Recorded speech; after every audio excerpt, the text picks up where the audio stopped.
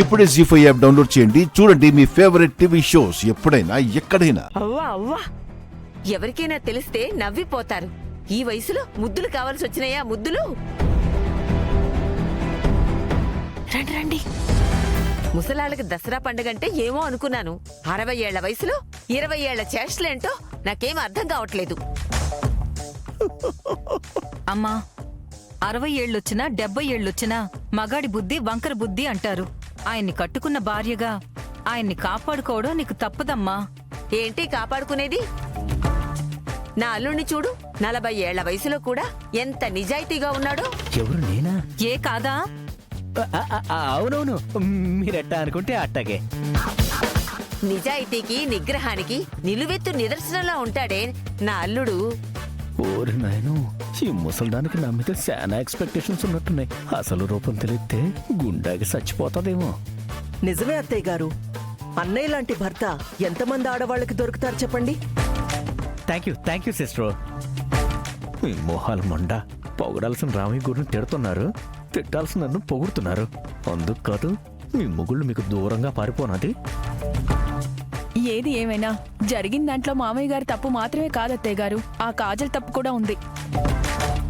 అబ్బెబ్బే, భార్యకి దూరంగా ఉన్న మగాడిని ఏ ఆడదైనా ఈజీగా వల్ల వేసుకుంటుంది అత్తయ్య గురు.